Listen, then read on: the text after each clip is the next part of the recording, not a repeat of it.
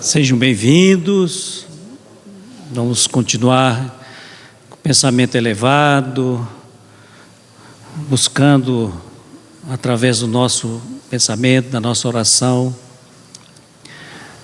o contato com o mundo espiritual, porque desde o momento que nós chegamos a esta casa, nós já começamos a receber os fluidos, as energias necessárias que nós viemos aqui buscar. Os benfeitores espirituais sempre chegam antes de nós e preparam o ambiente para que quando nós aqui chegarmos, o ambiente já está harmonizado, já está pronto para nos receber. Então nós devemos aproveitar essa oportunidade tão especial que é na presença dos amigos espirituais, esses emissários de Jesus, que sempre estão prontos a nos ajudar, a nos socorrer. Nós iniciamos as nossas tarefas sempre por uma oração. A oração, nas palavras do Espírito Emmanuel, é como se nós estivéssemos abrindo uma janela para recebermos as energias que fluem do mundo espiritual. E a janela aberta recebe a luz, recebe o ar novo que renova o ambiente. Então que possamos, neste momento, buscar através do nosso pensamento essa sintonia tão necessária. Jesus, Senhor, agraciados pela Tua presença, pela presença dos amigos espirituais, estes trabalhadores devotados, que nos assistem, que nos socorrem, e também, Senhor, na presença dos amigos espirituais físicos, que trabalham e se devotam com o objetivo da assistência, do socorro imediato a todas as nossas necessidades. Nossa gratidão por estar conosco, que nos inspire para estarmos contigo, hoje, agora e sempre, que assim seja. Quando nós falamos de família, certamente a doutrina espírita, principalmente, nos traz fontes valiosas e ensinamentos a respeito deste núcleo de bênção que é uma família. A razão de ser de uma família, os objetivos, a necessidade do ajustamento. Então, todas as vezes que nós nos referimos a esse tema, família, desperta em nós, se não uma curiosidade, mas acima de tudo um interesse para buscarmos nos ensinamentos a melhoria de uma relação que é tão pequena ali, junto de 4, 5, 6, às vezes 10 pessoas, que traz às vezes, grandes dificuldades de relacionamento, em que pese a quantidade de criaturas envolvidas ser tão pequena. Então, através dos ensinamentos dos Espíritos, nós muitas vezes retiramos verdadeiras pérolas de aplicação da nossa vida. E hoje justamente nós vamos focalizar os laços de família, trazer algumas experiências e os ensinamentos que está no Livro dos Espíritos, principalmente nas questões 773, 774 e 775. Então, o Livro dos Espíritos, nós todos que já estudamos a doutrina espírita, nós sabemos que foi o primeiro livro da codificação kardeciana, que foi lançado em 1857, no dia 18 de abril, precisamente. E este livro, Kardec faz perguntas para os mentores espirituais e obtém as respostas que ele cuidadosamente depois, separou e codificou neste livro, que é o chamado Livro dos Espíritos. Eu imagino a emoção, Marcelo, a emoção do codificador ao obter respostas tão preciosas. Isso, não imaginemos uma época que é praticamente 200 anos atrás, aquele ensinamento novo que fluía incessantemente do mundo espiritual, e ele anotando, ele apanhando essas respostas. Eu imagino a emoção que ele sentiu, de transcrever todos esses ensinamentos e depois, fazer a codificação. Então, o Livro dos Espíritos, ele é composto, na verdade, por 4 livros dentro de um livro, que é o primeiro livro. O primeiro é do mundo espiritual, e a parte terceira que nos interessa, que é a chamada Leis Morais. A primeira parte das causas primárias, a segunda do mundo espiritual, que focaliza justamente a relação entre o mundo físico e o mundo espiritual e o mundo físico, e a terceira parte traz das leis morais, que focaliza justamente as leis morais, que nós, na nossa vivência no mundo físico. E a última parte, chamada das esperanças e consolações, é a conclusão. Na questão 773, que é a primeira dos laços de família, Kardec perguntou por que entre os animais os pais e os filhos deixam de reconhecer-se desde que esses, os filhotes, os filhos, não mais precisam de cuidados. Então, imaginemos um cachorrinho lá em casa, um gato, aquela mãe, aquela gata, aquela cachorra, no primeiro momento, aquele cuidado todo. À medida que aqueles filhotes vão crescendo, tornando-se independentes, eles se libertam e não mais se reconhecem. Muitas vezes até brigam entre eles, de forma que, inclusive no mundo da natureza, na natureza, os leões ali, aqueles animais ferozes, depois eles se separam e não mais se encontram. E a pergunta foi justamente nisso, por que entre os animais, então, os pais e os filhos não se reconhecem mais? Os benfeitores responderam que os animais vivem a vida material e não a vida moral. A ternura da mãe pelos filhotes tem por princípio o instinto de conservação aplicado aos seres que ela deu à luz. Então, a cachorra, a gata, aquela proteção que ela exerce sobre os filhotes é justamente decorrente do instinto de conservação. Ela traz aquilo naturalmente em si, esse instinto de conservação. Enquanto eles são dependentes, ela exerce esse papel, de defesa. Quando esses seres podem cuidar de si mesmos, sua tarefa está cumprida e a natureza nada mais lhes exige. É por isso que ela os abandona para se ocupar de outros que chegam. Então, veja que na colocação feita pelos mentores espirituais, eles colocam muito claramente que para os animais a vida é exclusivamente material. Então, ela cuida dos animais, dos filhotes, a partir do momento que eles se tornaram independentes, ela abandona, não tem mais nada mais a ver com aquelas criaturinhas.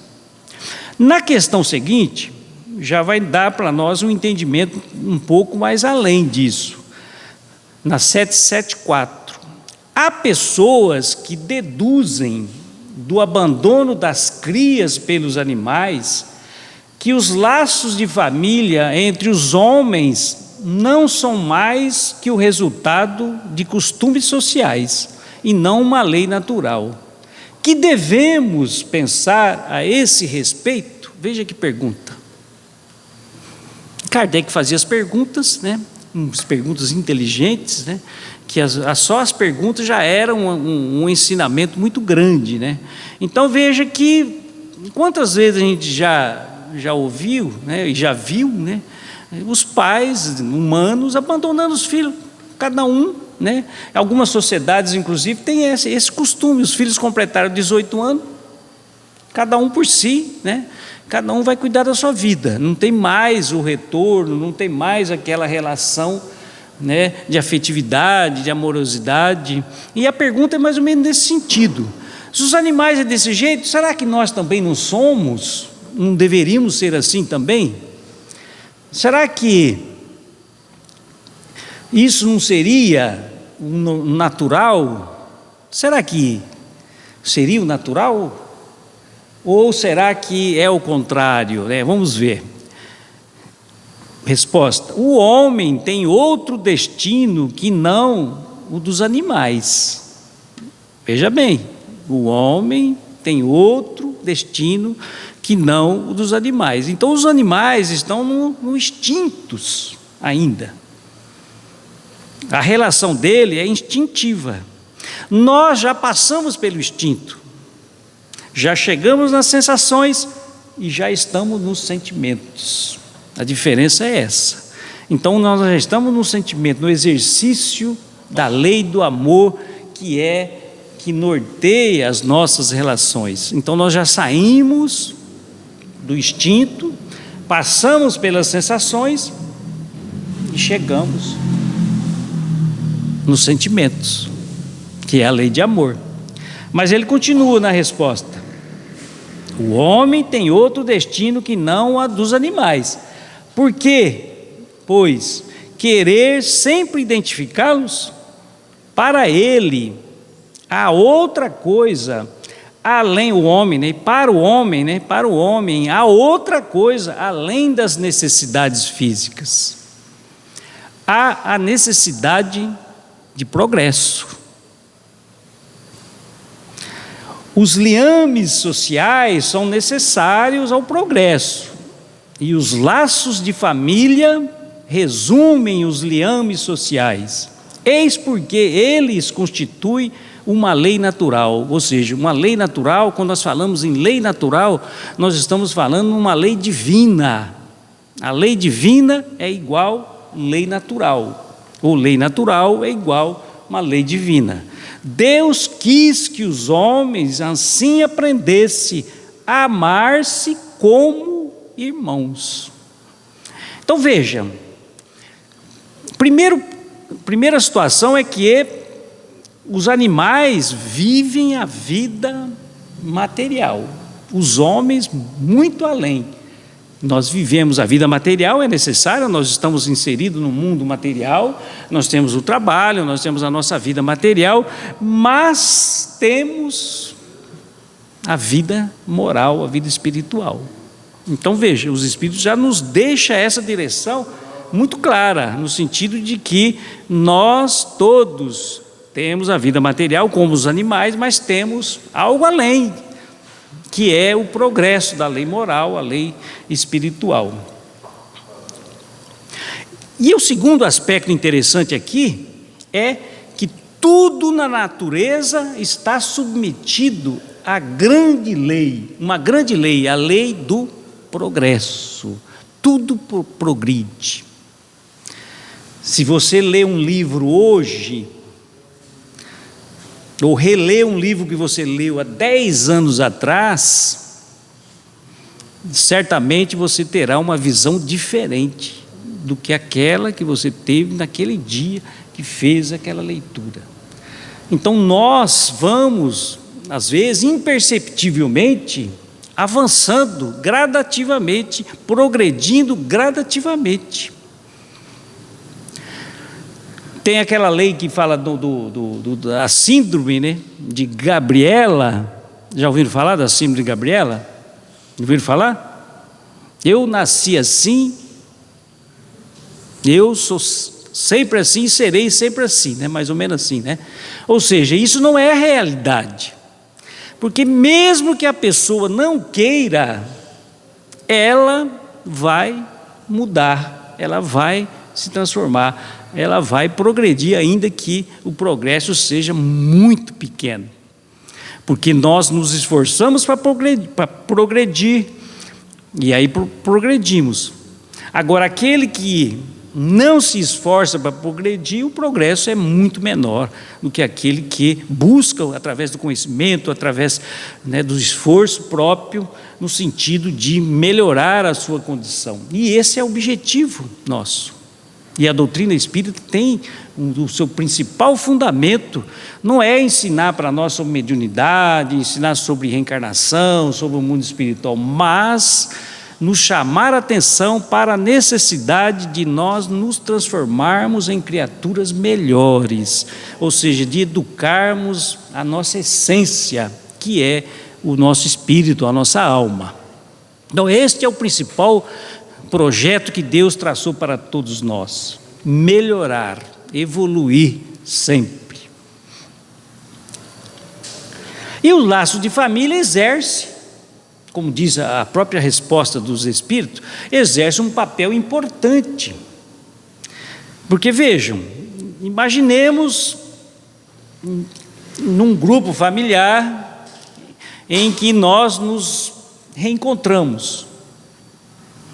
Nós temos ali, possivelmente, naquele grupo, nós temos ali criaturas que se harmonizam muito bem. Mas, de repente, no grupo tem um ou outro que é diferente, que a relação com esse outro é difícil.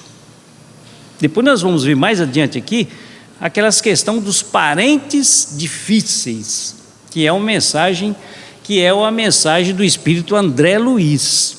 O Espírito André Luiz traz uma página para nós sobre como nós devemos nos relacionar com os chamados parentes difíceis, que às vezes é até nós. Às vezes somos nós que estamos lá dentro da família e somos o chamado parente difícil, e a gente fica achando que é o outro.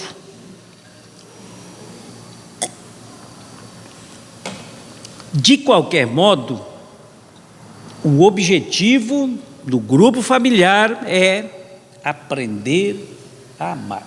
Aí você, mas eu já amo minha mãe, já amo meu pai, amo meu filho. Muito bem. O aprender a amar não quer dizer que nós devemos aprender a amar apenas aquele grupo de 5, de 6, de 10 pessoas que está em volta, que nos relacionamos mais diretamente. Mas é através desse grupo, que é a sala de aula, para nós aprendermos a amar o restante.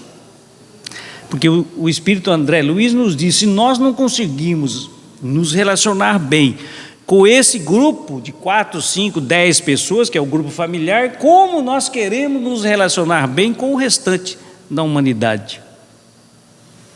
Não será possível. Primeira escola é o lar. Então nós temos que aprender a ser gentil, a respeitar, a compreender, a tolerar o ambiente do lar. Depois que nós fixamos esses aprendizados, nós podemos sair e aprender a respeitar os colegas de trabalho, a respeitar o desconhecido na rua, que nós não conhecemos.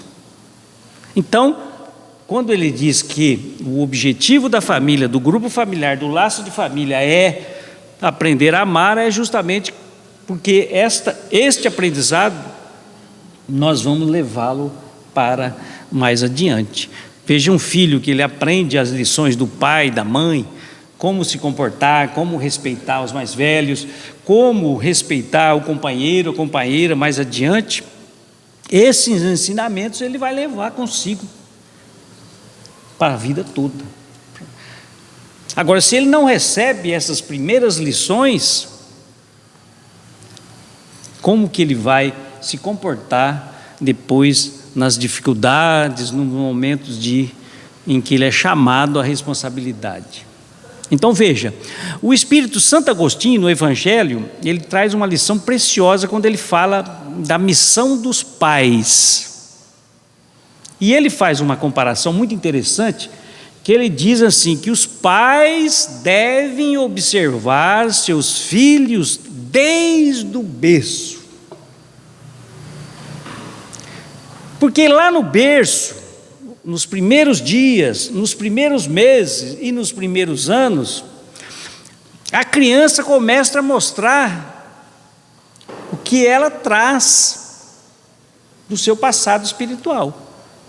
Porque nós não podemos pensar na vida como sendo só do berço ao túmulo. Nós temos que pensar a vida como uma sequência de existências em que eu vou reencarnando e vou aprendendo e vou errando e vou levando isso junto comigo. Ou seja, a minha mala espiritual, eu carrego as minhas conquistas, mas também eu carrego as minhas derrotas. Porque se não fosse assim, vejam, nós poderíamos dizer, mas Deus é injusto. Se nós olharmos a vida do berço ao túmulo, muitas pessoas vão dizer, mas Deus é injusto. Meu filho nasceu com uma deficiência gravíssima. Ou criança cega, criança com câncer, ou seja, uma série de situações que nós vamos ver que a gente parte o coração. E nós achamos que Deus sabe o que está fazendo, não é isso? E a gente fala, Deus sabe o que faz. Por que Deus sabe o que faz? Justamente que muitas necessidades espirituais são colocadas na reencarnação e a pessoa precisa desfazer dessas necessidades. E às vezes ela passa por aquilo que nós chamamos de expiação, que é o sofrimento para limpar, purificar o espírito. Então, não podemos avaliar a vida nesse interregno tão pequeno, do berço ao túmulo. Nós podemos dizer, a vida é uma, ou seja, nós temos uma vida, mas temos diversas encarnações, diversas existências, que nós vamos cada vez mais melhorando, corrigindo, nos relacionando. E na questão 775, que é a última, que fala justamente dos laços de família dentro da lei de sociedade, a pergunta é muito interessante e é muito atual para os dias de hoje. Qual seria para a sociedade, pergunta Allan Kardec, qual seria para a sociedade o resultado do relaxamento dos laços de família? Veja só, nós estamos falando de laços de família. E ele pergunta, se nós afrouxarmos esses laços de família, se nós desfazermos os laços de família, se cada um viver individualmente como quiser, o que vai acontecer com a sociedade? Ele pergunta. Uma resposta muito simples e pequena, mas profunda. Uma recrudescência do egoísmo. Ou seja, à medida que os laços de família vão se soltando e nós vamos abandonando os laços de família, o egoísmo na mesma medida vai crescendo, crescendo, crescendo. Eu disse nos dias atuais, porque nós vivemos um momento agora em que as famílias, elas estão, e eu, os psicólogos, os psiquiatras, os terapeutas, têm muito mais condição de dizer isso, mas veja que a gente nota claramente as dificuldades de relacionamento entre as pessoas. Eu trabalhei durante muito tempo no CVV, Centro de Valorização da Vida, que é aquele que atende através do telefone ou através do chat, e eu percebia nas pessoas que procuravam o CVV, e principalmente os adolescentes, a reclamação contínua do abandono dos pais. A reclamação desses adolescentes de 13, 14, 15 anos, às vezes falando em automutilação, às vezes falando em ansiedade, às vezes falando em vontade de até de exterminar a vida, era justamente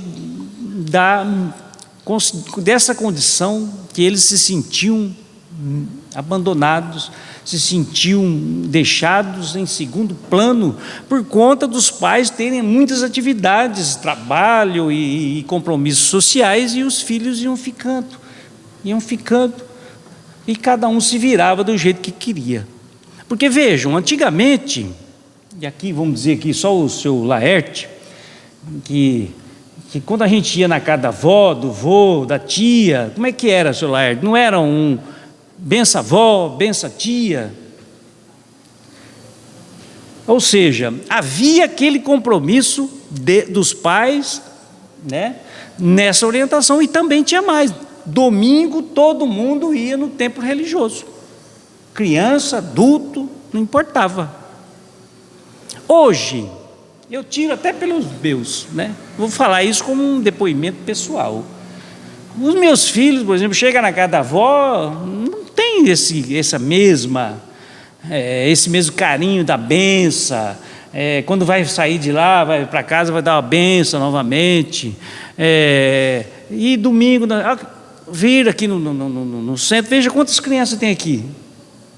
Poucas, né? Às vezes a gente não vamos levar para não incomodar. Mas às vezes precisa trazer para receber as primeiras lições da evangelização, porque vai aprender uma historinha, vai aprender um conteúdo moral, e isso vai fazer a diferença mais adiante. Está cientificamente comprovada a eficácia da prece no tratamento de doenças, de enfermidades. Está cientificamente comprovado o tratamento, a eficácia do passe magnético, seja o passe magnético dado pelo pastor, pelo padre, seja pelo médium, seja pelo nosso trabalhador espírita. Porque Jesus usava a oposição das mãos. Ele sempre colocava a mão para atendimento que ele fazia. Então, essa transfusão de energia, que é o passe, não é o médium, não é o padre, não é o pastor que está dando, é um mentor espiritual que está se socorrendo, usando aquele encarnado que está com a mão estendida para derramar as energias curativas e necessitadas. Então, esse egoísmo que está crescendo e vai desfazendo os laços de família é justamente pelos interesses do eu. Ou seja, a lei do eu em detrimento da lei do nós, do amor, né? Mas veja que a sabedoria divina, para combater o egoísmo, a lei divina usa justamente o quê? A formação da família.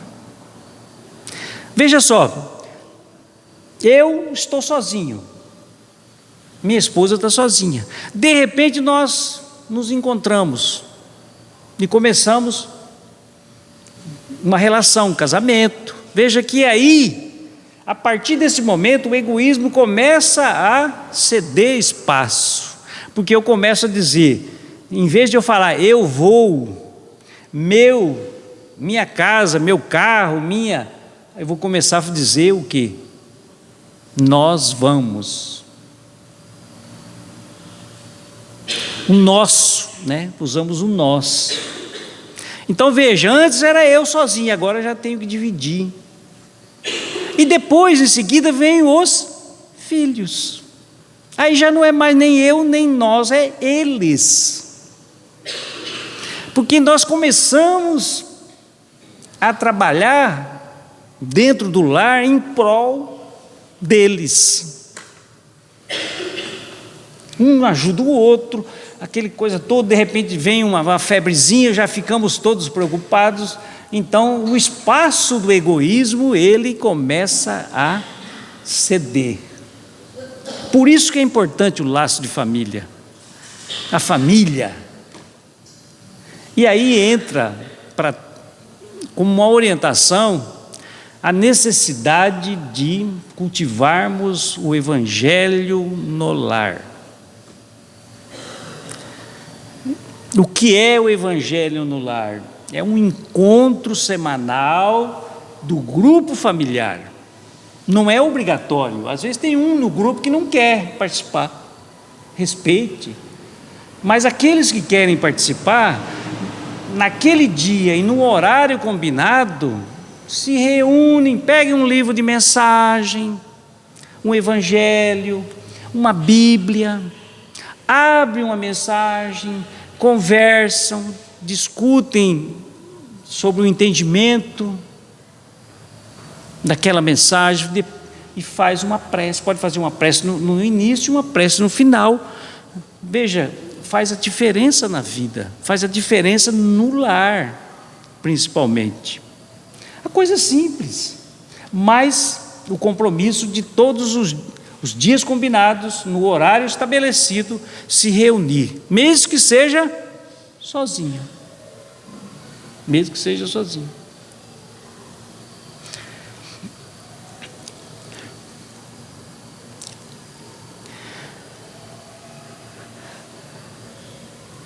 Vejam, interessante a colocação na questão 900 aliás, antes eu vou... O Divaldo Franco, através do espírito de Joana de Ângeles, ele diz o seguinte: a família, veja só, a família é a base fundamental sobre a qual se ergue o imenso edifício da sociedade. Veja, toda a sociedade começa, se fosse a primeira pedra de uma edificação, de uma construção, é a família. Então, através dessa primeira pedra que se ergue o edifício chamado sociedade. Toda vez que a família se enfraquece, a sociedade experimenta conflitos, abalada nas suas estruturas. Então vejam, que mensagem, Joana de Ângeles, espírito por Divaldo Franco, num livro chamado, um livro fantástico também, chamado Constelação Familiar, quando ele estuda todos os grupos de família, de relações familiares. Então, o que nós temos para fixar mesmo?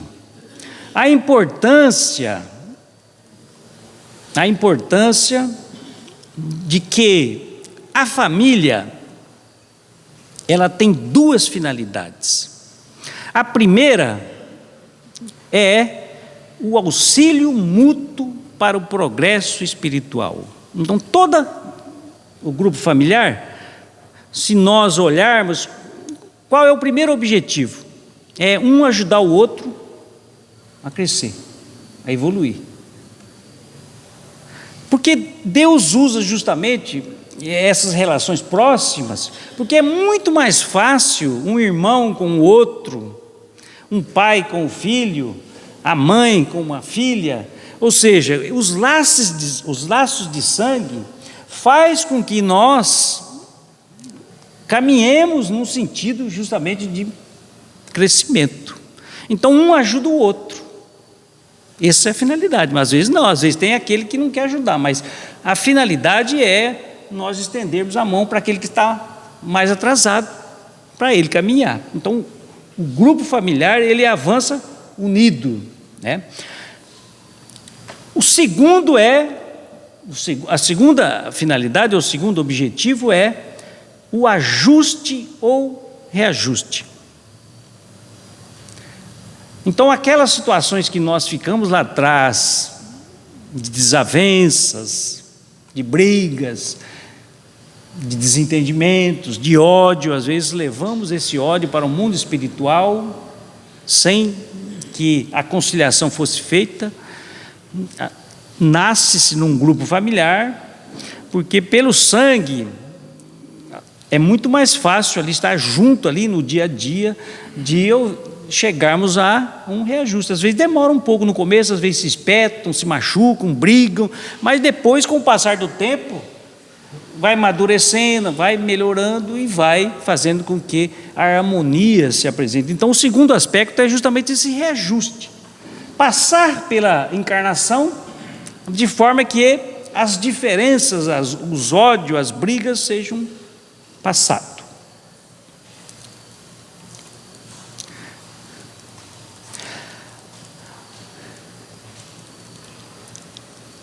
Agora cheguei no parente difícil. Parentes difíceis. Tem uma mensagem no livro chamado Sinal Verde. Esse livro tem até na biblioteca aí, né, Marcelo? Sinal Verde é um livro muito bacana.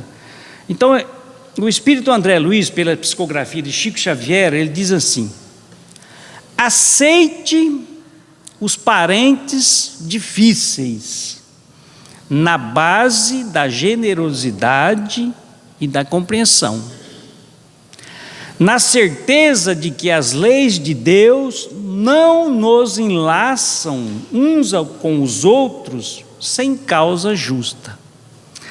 Então veja que ele começa a mensagem nos advertindo: aceite os parentes difíceis na base da generosidade e compreensão.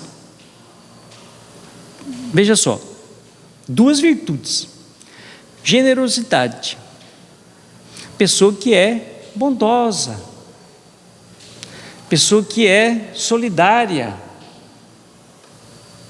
e a segunda, compreensão. Compreensão tem a ver com tolerância.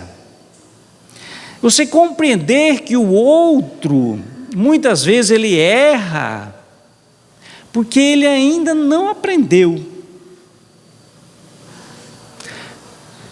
Por que ele erra? Porque ele ainda não conseguiu avançar espiritualmente, moralmente, de forma a perceber que aquela atitude não é a melhor, que aquela atitude está prejudicando o outro. Então, quando um trai o outro, por que ele faz isso? Porque ele ainda não conseguiu entranhar na sua intimidade essa necessidade de fidelidade, de lealdade, de solidariedade. Então ele ainda erra. Mas o dia que ele, no passar dos tempos, o dia que ele, ou ela, estou falando ele aqui no sentido geral, o dia que essa criatura conseguir compreender, não vai mais errar. Por isso que às vezes nós ficamos relutantes em relação ao perdão. Porque imaginamos que se perdoarmos, nós estamos concordando com o erro do outro. Não. O perdão não tem nada a ver com a concordância do erro do outro. O perdão é uma libertação para aquele que perdoa. É terapêutico. É esquecer, ou seja, não ficar remoendo aquele acontecimento que trouxe, claro, trouxe porque gerou uma mágoa, às vezes gerou, às vezes até ódio. Mas se você ficar o tempo todo remoendo aquele acontecimento e desejando até o mal para aquela pessoa, você vai sofrer as consequências. Por quê? Porque é como diz o escritor, ele diz o seguinte, que a mágoa, a raiva, o ódio, é como se você tomasse gotinhas de veneno todos os dias e quisesse que o outro morresse. Porque quando você está com mágoa, com raiva, aquilo está dentro de você, te machucando, te ferindo, te fazendo mal. E o outro às vezes não está nem sabendo. Então quando nós falamos, aliás, a doutrina espírita fala que o perdão é terapêutico, é nesse sentido de que a lei divina vai se encarregar de corrigir aquela situação. Mas eu não quero ficar doente por conta de alguém que me fez mal. Vou fazer segunda vez? Vou sofrer pela segunda vez? O Espírito André Luiz continua. O parente problema é sempre um teste com que se nos examina a evolução espiritual. É o teste. Muitas vezes a gente olha para uma pessoa e fala: nossa, mas essa pessoa tem uma paciência para aguentar esse outro. Ou seja, essa pessoa que nós estamos imaginando que ela tem essa paciência, é que ela é um ser já mais evoluído, porque ela consegue. Veja só, se vocês forem domingo, lá na Mata Grande, no horário de visita dos presos, eu digo isso para os homens, você vai encontrar 99% de mulheres na fila esperando a vez. E desses 99%, 80% é mãe.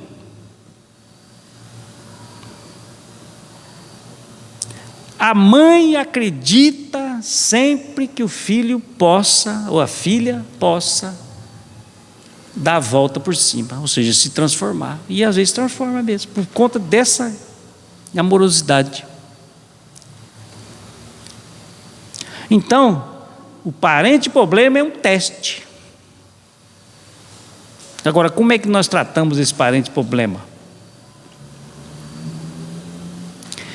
Muitas vezes, a criatura complicada que se nos agrega à família traz consigo as marcas de sofrimento ou deficiências que lhe foram impostas por nós mesmos em passadas existências.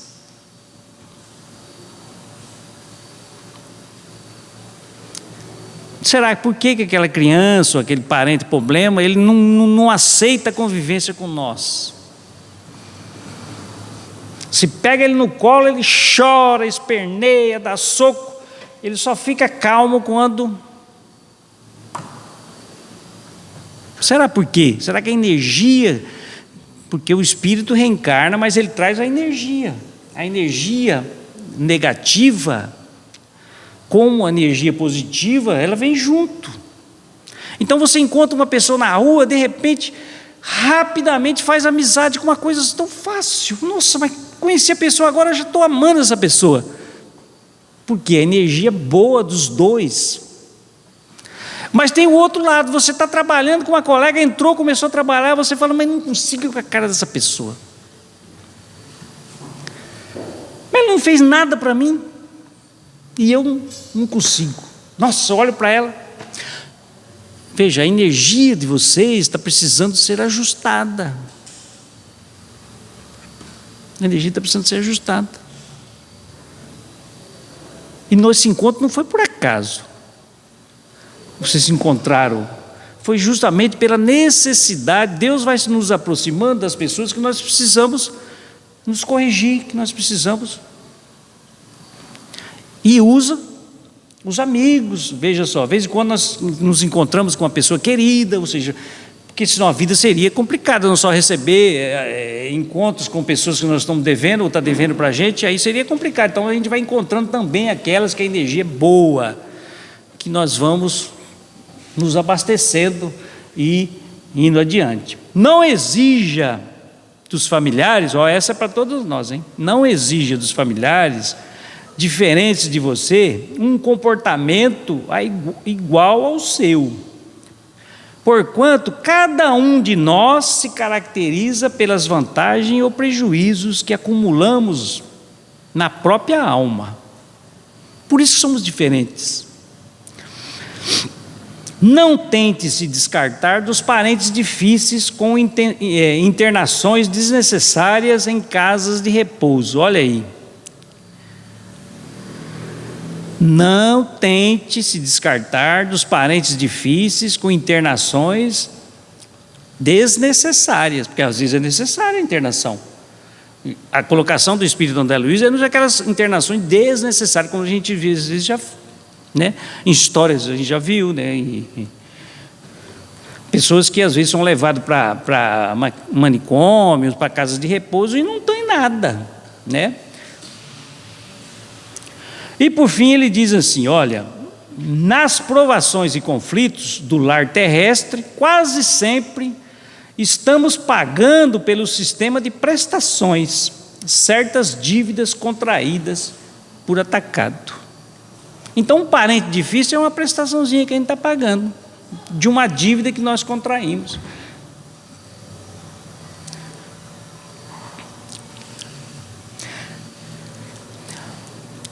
E para a gente terminar, eu vou contar aqui uma pequena história que o escritor Richard Simonetti, lembra dele? Faleceu recentemente, de Bauru. Ele diz assim, que um escritor americano, ele conta no livro dele essa história. Um escritor americano estava com dificuldade no lar de relacionamento, depois de muitos anos de casado, ou seja, a relação não era, né, não era mais aquela primavera que era no início. E ele, certo dia, assistiu uma palestra, não numa casa religiosa, ele assistiu uma palestra motivacional, que ainda nos Estados Unidos é muito comum. Ele assistiu essa palestra e o palestrante justamente focou no tema do amor, a necessidade de resgatar o amor. E ele disse o seguinte: o amor deve ser exercitado. Ou seja, essa frase ele repetiu várias vezes. O amor deve ser exercitado. E esse escritor ficou pensando nessa frase, que o amor não acontece assim. O amor é uma conquista através de atitudes, e o palestrante falou isso, enfatizou, através de ações, através de gentileza, através da nossa postura no dia a dia. E ele então ficou mentalizando sobre isso. E ele tinha umas férias marcadas, e ele pensou assim: eu vou aproveitar essas férias para fazer uma mudança na minha vida. Eu vou experimentar, colocar em prática esses lembretes que o palestrante colocou. O sentido da gentileza, do carinho, né? Atenção, os cuidados com a outra pessoa, com os filhos.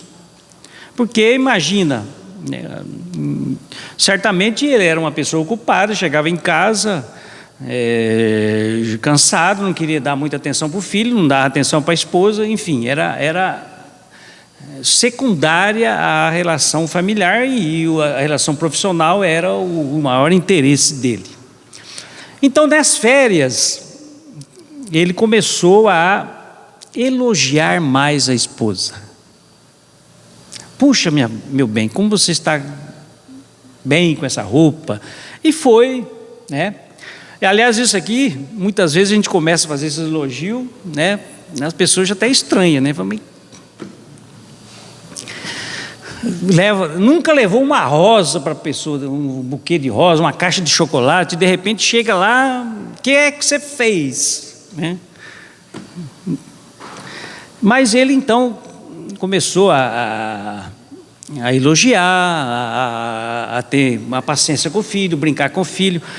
A esposa disse: vai ter uma apresentação aqui de musical em tal lugar, gostaria que você fosse. E era bem no dia de um jogo, que o americano gosta também, né? Mas ele falou assim: não, eu vou com ela. E foi com a esposa, foi com o filho, assistir o jogo, tudo mais, né? Enfim, foi. Ela atrasou um dia para se arrumar, ele continuou na maior tranquilidade, não criticou.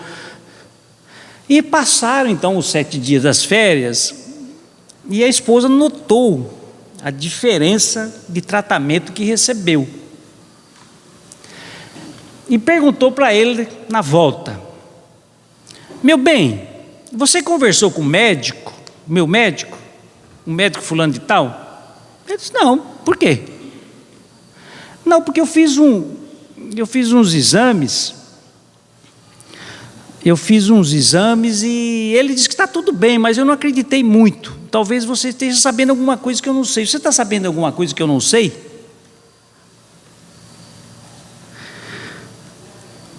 Ele disse para ela, vou colocar a frase que ele colocou aqui: não, querida, não é você. Ela falou até, ela até acrescentou: estou pensando que eu estou morrendo já, porque do jeito que você está me tratando.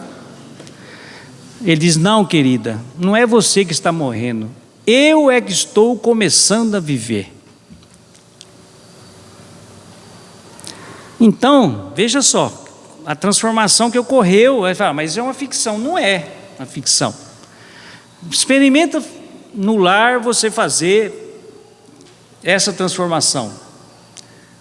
É provável que no primeiro dia não vai acontecer nada, no segundo, mas com o passar do tempo, as pessoas que estão diretamente ligadas vão começar a perceber: puxa, como fulano está diferente, ou como fulano está diferente, né? Então, né, é justamente o aprender a amar que nós colocamos no início, que é o objetivo da família. E o amor deve ser exercitado. E nós exercitamos com atitudes, com as nossas ações, né? E para finalizar, eu deixo aqui uma poesia, que bonito seria recitar essa poesia, mas como eu não sei recitar, ela é do Andrei Sequeiro, lá do Momento Espírita, ele que é o redator do Momento Espírita, no que nós ouvimos nos áudios, né? Ele fez essa poesia dizendo o seguinte: em família, veja só, em família você aprende que o nosso é muito mais belo que o meu. Aprende a dizer: eu posso cuidar de ti e dos teus. Você aprende a reconsiderar, a dividir espelhos, escolher azulejos. Aprende que um abraço é maior que o mar e que nada alimenta tanto como os beijos.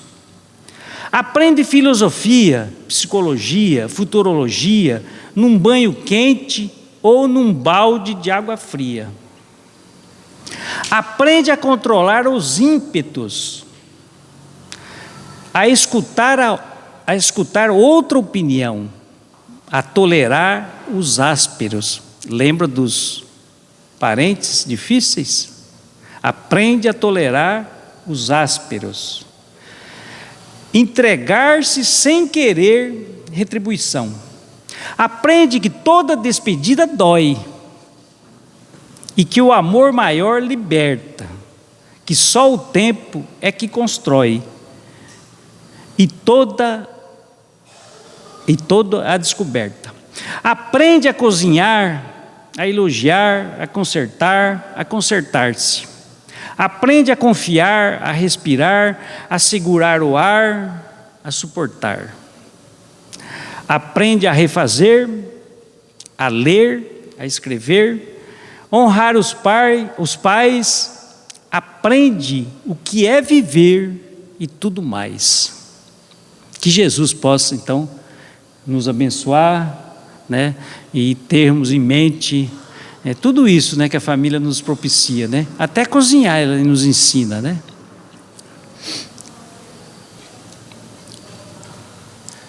Jesus, Senhor,